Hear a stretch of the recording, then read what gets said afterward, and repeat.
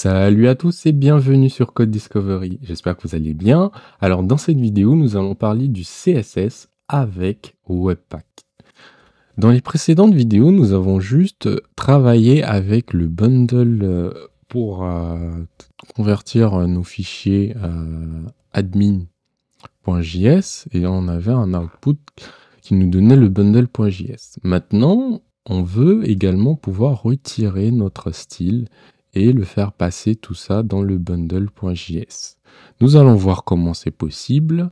Alors, pour ce faire ici, si je viens dans le navigateur, quand j'actualise la page, j'ai bien mon style qui est appliqué. Donc le style, on l'a vu ici, c'est dans le fichier style.css, on a juste mis une couleur de fond et on a modifié la couleur du texte. Donc si je commente cette ligne-là, ou je la supprime directement, je n'ai plus ce style qui est appliqué. Donc maintenant, qu'est-ce que je vais vouloir faire? C'est essayer de passer mon style dans le bundle.js. Pour ça, il faut que je le passe dans le point d'entrée de mon application. Et on avait vu que pour le JavaScript, c'était facile, il suffisait d'importer. Donc maintenant, si je teste avec mon CSS en appelant le CSS et style.css, quand je reviens dans mon navigateur, oh là là, on a une erreur. L'erreur nous dit que on a besoin d'appeler un loader pour ce type de fichier. Et il n'y a aucun loader qui a été configuré dans ce fichier. Alors, c'est là qu'on se pose la question, qu'est-ce qu'un loader? Un loader dans Webpack, c'est un outil qui vous permettra à Webpack de transformer des fichiers autres que le JavaScript. Donc, par exemple, pour le CSS va avoir besoin de son loader. Car le CSS n'est pas interprété nativement par Webpack. Donc on a besoin de loaders spécifiques pour Webpack. Et ces loaders-là, vous avez de la chance, on peut les installer.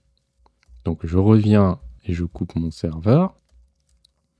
Et maintenant, je vais utiliser mon gestionnaire de paquets pour installer ces loaders. Le premier loader que je vais appeler, ça va être le CSS loader. Et je vais installer également le style loader. J'appuie sur Entrée et je vois que mes loaders ont été installés.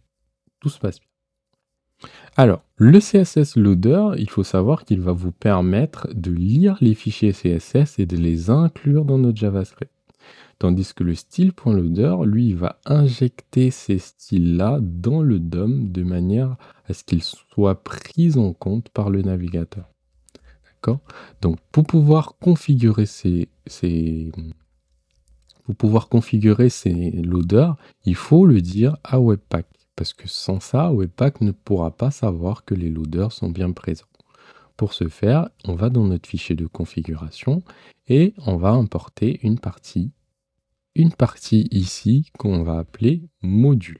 Et dans cette partie, on va lui définir des règles, donc des rules. Et c'est cet ensemble de règles qu'on va mettre ici. Donc, parmi ces règles, je peux en mettre autant que je veux.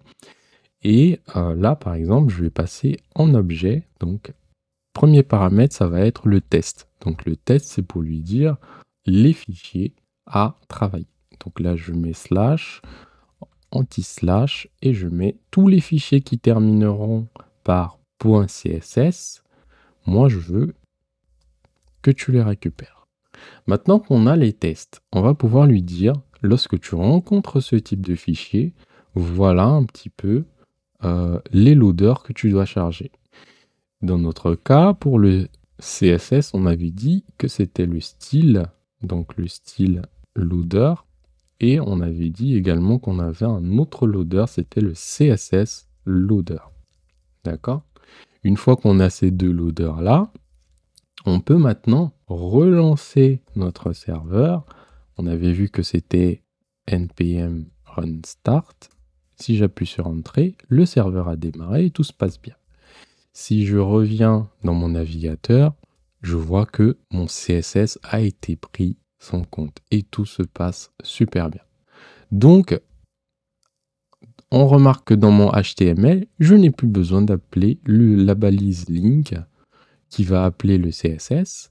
Si je reviens dans le navigateur dans l'onglet réseau, je vois que pour le CSS, je n'ai qu'une requête qui va appeler le bundle.js et lui, il va me récupérer à la fois mon style et mon JS. Et je suis content. Donc, je reviens dans le PHP Storm et ici, on a réussi donc à installer le style grâce au loader. Et je peux comme ça le déplacer où je veux, ça changera.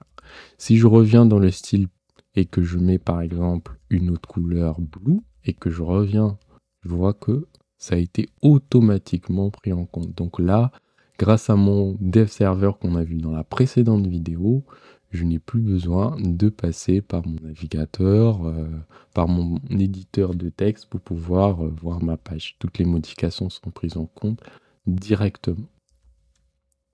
Donc, vous pouvez maintenant ajouter des styles à votre projet Webpack grâce au loader. Donc, on a installé les loaders, on a configuré Webpack, on a ajouté du CSS et vu nos modifications en live grâce au Hot Module Replacement. Donc, merci à tous d'avoir suivi cette vidéo. Si vous avez aimé, n'hésitez pas à liker et de vous abonner. Si vous avez des questions, laissez en commentaire. Je ne tarderai pas à y répondre. Donc, bon code à tous. À très bientôt dans la prochaine vidéo.